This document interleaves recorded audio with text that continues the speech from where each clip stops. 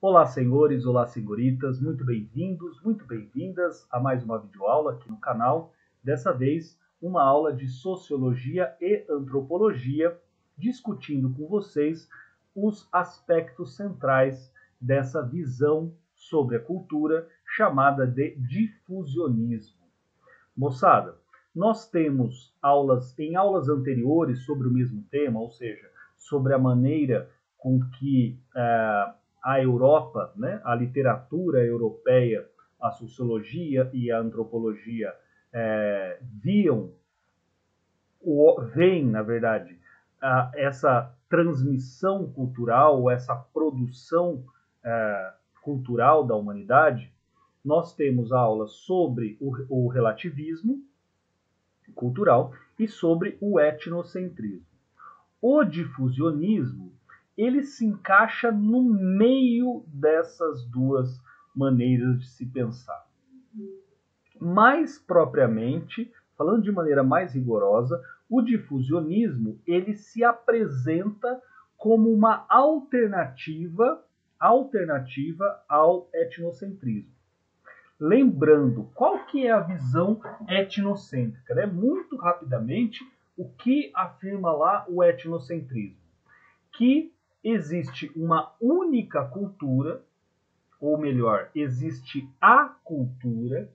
Essa acultura, ela é europeia, ela é sinônimo de civilização europeia, e tudo o que vem, tudo que é diferente do europeu, está a pelo menos um grau abaixo de civilização.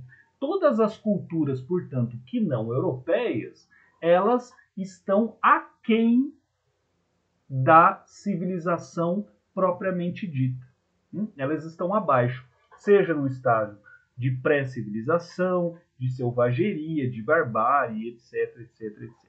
Né? Então, se pressupõe nessa visão que literalmente os europeus eles são mais desenvolvidos, eles são mais inteligentes, eles são mais cultos, eles são mais eruditos, eles são, enfim, mais humanos, né? Mais humanos. É claro que essa visão ela carrega, né, uma dose de preconceito, de intolerância, etc. Porém, ela tem uma parte verdadeira que é o que? A manutenção da cultura, certo? É uma visão etnocêntrica, um povo com uma visão etnocêntrica é um povo que tende, pelo menos, né, que tende a manter a sua cultura a unhas e dentes, né? Tem uma identidade nacional da qual eles não abrem mão. Né? Essa é a ideia, foi disso que nós conversamos. E, por outro lado, nós temos uma visão relativista. Essa visão relativista da cultura, ela afirma que não existe a cultura, que existem culturas, que cada povo tem a sua própria forma de se produzir e que essa produção ela só pode ser julgada em si mesma. Ou seja, se você faz parte daquela cultura. Se você não faz, não há diálogo. Né? Não há diálogo. Quer dizer, se eu sou brasileiro, eu não tenho condições, né? Eu não tenho razões para criticar uma cultura que tem um funcionamento diferente da minha. Por quê? Porque eu não faço parte. Então a gente cai nesse ambiente relativista. Né? Cada sociedade tem o seu comportamento, cada sociedade tem a sua cultura e, portanto, acabamos por ser bolsas, né? Acabamos por ser pontos diferentes no globo que tem um funcionamento próprio. Né? Que tem um funcionamento próprio. O relativismo, então, desculpa, o relativismo.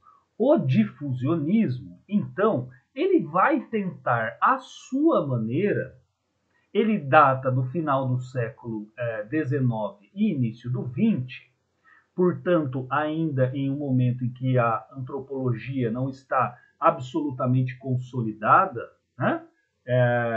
Ele vai tentar, à sua maneira, solucionar essas duas visões. O relativismo, que é uma visão um pouco mais, digamos, frouxa do ponto de vista metodológico. O que eu quero dizer com isso? Que o relativismo ele não tem ainda representantes, não existem ainda nesse momento antropólogos e sociólogos que, que o fundamentaram, né? Que o fundamentou. Não existe ainda. Você tem um certo debate, mas muito mais concentrado dentro da arte, com o expressionismo, com o impressionismo, com o cubismo. Você tem dentro da arte uma maneira mais relativizada de olhar para as culturas, uma maneira um pouco mais subjetivada, deixando cada povo no seu canto.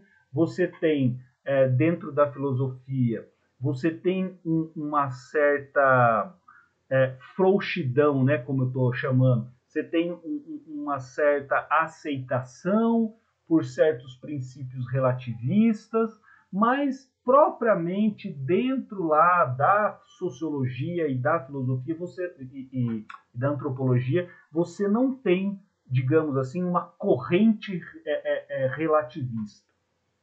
Então, o difusionismo, ele vai, como eu estava tentando dizer, né, antes de entrar nessa questão do relativismo, ele vai tentar solucionar um problema que o relativismo coloca, embora não seja um problema academicamente explícito, né, como eu tentei dizer, que é tentar entender as sociedades se relacionando de uma maneira ou de outra, não vendo como bolsões, como pontos espalhados no globo, portanto independentes, e por outro lado, e aí sim é uma investida acadêmica contra aquelas ideias do etnocentrismo, certo? Então, espero que com essa minha primeira fala, com essa minha introdução, tenha ficado claro onde que o difusionismo se encaixa, né? Onde que ele se encaixa? Ele encaixa, então, nessa tentativa de que, segundo ele, existem nessas visões etnocêntricas de um lado e relativistas de outro, certo? O difusionismo, então, o difusionismo, ele tem, vamos pensar no nome, né? O nome difusionismo, ele nos traz a palavra difusão, certo? Difundido, difuso. O que é difusão? O que é algo difuso? O que é algo difundido? É algo que se espalha, ou que foi espalhado, no caso de difundido, né? Foi espalhado. É uma ideia mesmo de espraiamento, entendeu? Né? Dá para entender, né? De espraiamento, de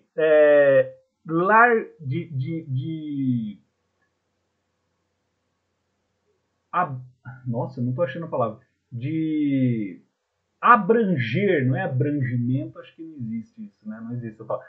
Né? Essa ideia de que algo ele vai permeando, ele vai minando, ele vai, né, se espraiando conforme o tempo vai passar.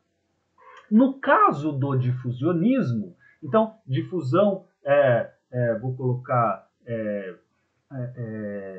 nossa, gente, deu um branco muito feroz agora. Difusão. Muitas aulas feitas no dia, acho que é isso. Difusão. Propagação. Né? Propagação. num certo sentido, liberação, né? Toda essa ideia de algo que se expande, certo?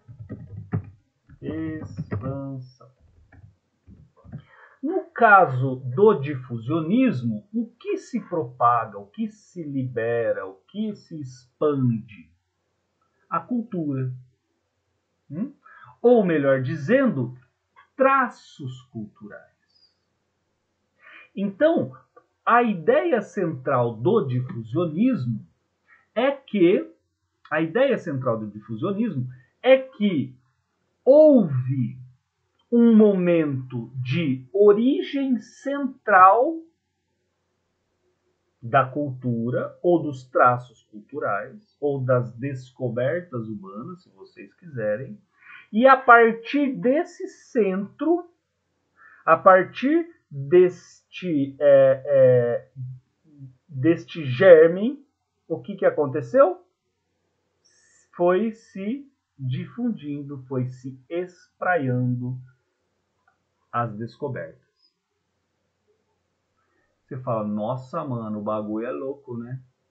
O bagulho é louco, porque como assim, de um ponto você, né? A ideia, os difusionistas dirão, né? Ou alguns deles, eles dirão que o Egito antigo, portanto, né? Manja quando vocês estudaram lá o crescente fértil, Mesopotâmia, entre o rio Tigres e Eufrates, assírios, sumérios, o próprio Egito, Babilônia, né? Esse lugar, segundo então os difusionistas, é o ponto fulcral, é o ponto de origem do qual todas as outras culturas se valeram. Né? Ela é a mãe, digamos assim. Né? Esse ponto ele é considerado a mãe, né? A nutriz, aquela que deu mesmo fermento para que tudo acontecesse. Bom, vamos tentar tirar, né? Afinal de contas não é um consenso entre os difusionistas que tenha sido o Egito Antigo, né? Que tenha sido a Mesopotâmia, etc. Vamos tentar tirar esse ponto. Vamos tentar eliminar esse ponto de origem. A ideia é que houve um ponto de origem. Então, a pergunta é, de que forma que essa expansão, de que forma que essa difusão se deu?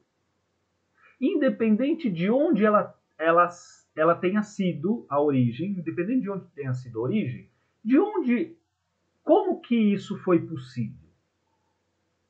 Comércio, guerras, cerimônias e casamentos. Casamentos seriam não casamento no nosso, tá, gente? Seriam a partir de relações de parentesco, né? Formulação e observação das regras de parentesco. Então, quer dizer, houve um determinado momento, isso para os difusionistas, né? Houve um determinado momento, esse momento, e a partir desse momento,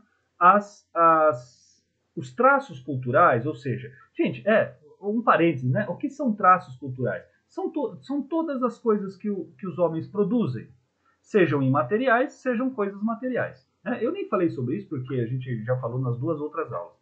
Ou seja, costumes religiosos, rituais religiosos, o surgimento da roda, descobrimento da roda, aquedutos, escultura, tudo que vocês possam imaginar, né?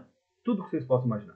A ideia, a pergunta então, em português, claro, seria o seguinte: como é que do Egito Antigo, ou sei lá da onde, como é que do Egito Antigo a ideia de usar máscara, ela chega, por exemplo, aos índios da Amazônia, né? Chega aos índios da Amazônia, chega aos índios da América do Norte. A resposta é: por meio do comércio, por meio das guerras, por meio das relações de parentesco. Evidentemente, é uma ideia, é um processo extremamente longo. Né? É um processo extremamente longo. Mas parece ainda que tem um certo problema, quer dizer, ela não olhando assim, né? Pensando nessa maneira, parece que as coisas não se encaixam muito bem. É uma explicação, é bem verdade que é uma explicação, mas falta um pouco de método, né? Falta um pouco de rigor científico. E vocês têm razão. Agora, por que surge o difusionismo? A ideia básica vocês entenderam. Ou seja, a cultura ela é difundida a partir de um ponto central. Vou colocar aqui. Os traços culturais são difundidos a partir de um ponto central. Agora, é uma ideia interessante, é verdade. Só que ela parece que falta certas ligações, né? Falta uma certa argumentação, falta um fio pelo qual nós podemos seguir, né? Um fio condutor que nos leve a uma justificação melhor, né? Para essa tese. De onde vem essa argumentação? Ou melhor, de onde vem essa argumentação, essa justificativa? Ela vem, gente, principalmente da geografia e da arqueologia. A geografia, com a sua tese que existia a Pangeia e depois a separação, e ao longo do tempo essa separação ela é contínua e etc. Né? Então, vem desses conhecimentos da geografia e vem das descobertas arqueológicas. Quer dizer que em pontos muito diferentes do globo se encontraram elementos muito parecidos. Eu falei o uso da máscara, pode ser o uso do fósforo, a ideia mesmo da religião, né, a espiritualidade que está presente em diversos povos, as relações de parentesco e etc., as instituições que sustentam determinadas relações de poder, as instituições educacionais, né, educativas, voltadas para a educação daquele membro. Então, quer dizer, esses pontos, eles foram encontrados em diversos lugares.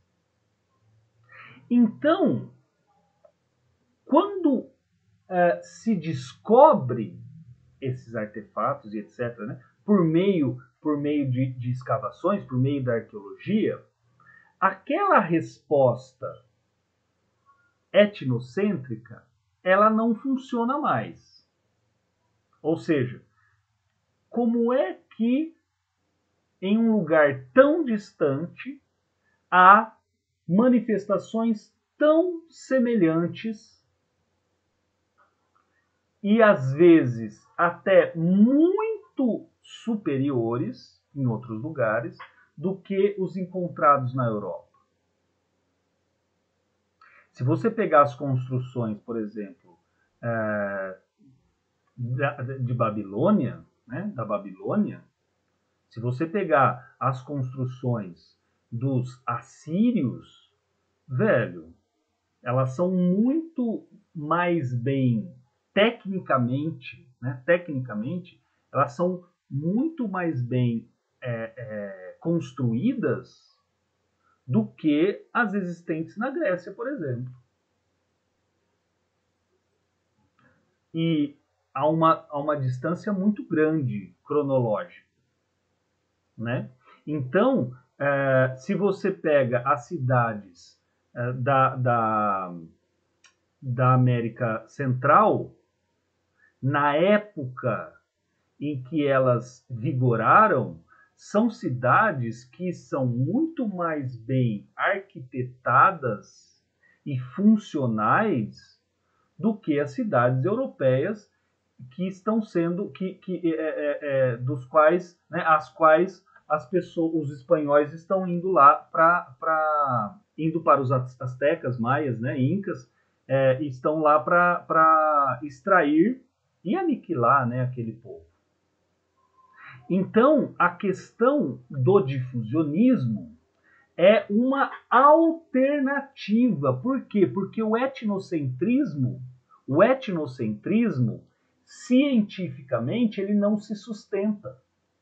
A partir dos dados, a partir das descobertas, o etnocentrismo ele não irá se sustentar. Então, o difusionismo, ele entra como uma alternativa. Veja, moçada, eu não sei se eu estou conseguindo passar para vocês essa ideia. O difusionismo, ele não do ponto de vista metodológico, ele não é mais verdadeiro do que o etnocentrismo.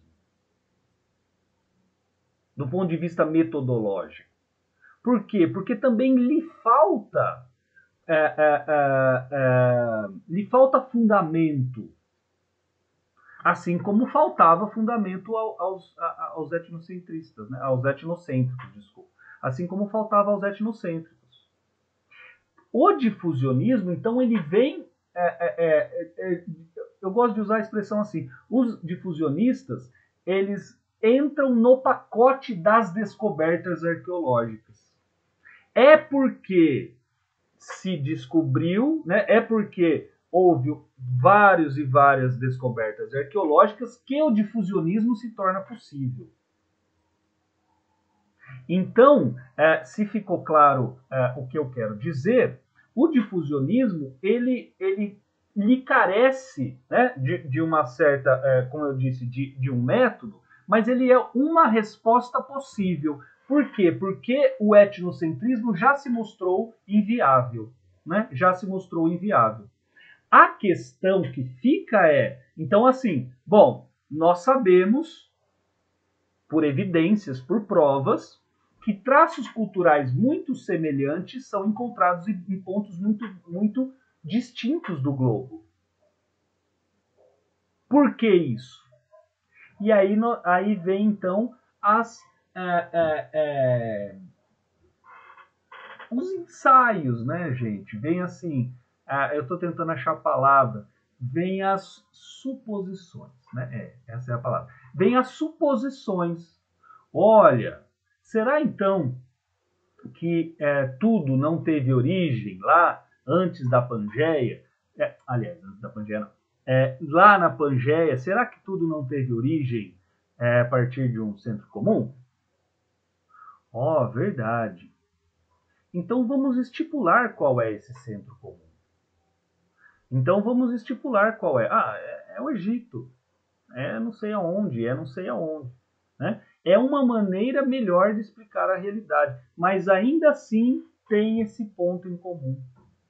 Esse ponto das suposições. Um ponto que, convenhamos, cientificamente não pode ser colocado. Né? Não pode ser colocado. Vamos sugerir sugestões, vamos sugerir que seja daqui, que seja acolá, etc. Por outro lado, então, né, finalmente, existe lá no difusionismo esse ponto contra o etnocentrismo e também por epifenômeno, o relativismo ele também cai por terra, né? O relativismo também cai por terra. Por quê? Porque não são todas as sociedades, elas não são únicas. Elas não são particulares. Por quê? Porque traços são encontrados em várias. Né? Os mesmos traços estão presentes em outros lugares. Os mesmos traços. Então, ela rebate nas duas frentes. Né? Ela tenta, na medida do possível, consertar, mostrar os pontos negativos de cá e de acolá, né? Nós não iremos estudar. Porém, para que não fique muito nas nuvens essa nossa aula, mais para frente significa 1920, 1930, 40, 50, 60, 70, haverá uma visão da antropologia chamada de estruturalismo. O estruturalismo, ele tem certa raiz dentro do difusionismo. O estruturalismo, ele chegará ao ponto, no caso do difusionismo, isso está muito sugerido, né? Está muito suposto que é assim, alegadamente nasceu em tal lugar, bababá. O estruturalismo, ele se nega a pontuar um momento cronológico para o surgimento da cultura, né? O berço cultural. Porém, ele é muito enfático e a sua ideia principal é a de que todas as sociedades se comportam formalmente da mesma maneira. Esse é o ponto. Todas as culturas têm, todas elas, sem exceção, têm determinados elementos que, sem eles, deixam de ser, sem eles, não podemos chamar de cultura, né? Então, seja a cultura do índio norte-americano, seja a cultura do aborígene, seja a cultura do europeu, seja a cultura do oriental, todas essas culturas, por mais diferentes que elas sejam, elas têm alguns traços em comum. Para o estruturalismo, esses traços em comum, ele seria o tabu, né? Ele seria as proibições. Toda a sociedade tem determinadas proibições, que ele vai chamar do consumo, né? O canibalismo e as relações incestuosas. As relações de incesto, né? Ou seja, as relações fora das determinações de parentesco, elas existem em todas as culturas, e o canibalismo, ou seja, a proibição de comer carne humana, ela também está presente em todas as culturas. Antes de terminar a aula, e como eu já estou lendo o seu pensamento, você está falando assim, claro que não, tem tribo que come o vizinho. Velho, a tribo, ela não assa o sujeito e fica marinando lá no sal do Himalaia com, sei lá, velho, cheiro verde da Patagônia e se faz um banquete todos juntos, e vamos comer este dedinho, essa perninha, essa bundinha. Não. Nenhuma, pelo menos documentada, e isso é o que interessa para nós, documentada, nenhuma tribo, nenhuma sociedade come carne humana, no sentido canibalista do termo. As tribos que comem carne humana, elas enxergam aquilo como uma fonte de obtenção de poder. Então, você come determinadas partes, você come o braço, você come uma parte da perna. Ao comer parte da perna, você adquire daquele sujeito os poderes que esse sujeito tem. Não é qualquer parte. E mais, não são todas as pessoas que são cozidas para serem, né, degustadas. Elas não são degustadas, elas são devoradas. mesmo. É para que o poder daquele guerreiro. Então, são guerreiros, são pessoas importantes. O, sei lá, o sujeito X que não representa, para o ponto de vista daquela tribo, importância, status, etc., ele não vai ser comido, ele vai ser morto, só. Né? Ele vai ser morto. Certo, moçada? Então, então é isso, né? Então é isso. Espero que tenha ficado claro, né? É uma partezinha só que faltava mesmo para a gente completar essas três visões da antropologia. A título de introdução, são mais do que suficientes, permitem que você pense, permitem que você adquira uma certa bagagem para pensar a nossa sociedade mesmo, né? Como que os homens eles podem ser, como que as manifestações culturais elas podem ser vistas, certo, moçada? Então tá bom, um beijo para vocês, muito obrigado pela atenção, até a próxima, valeu.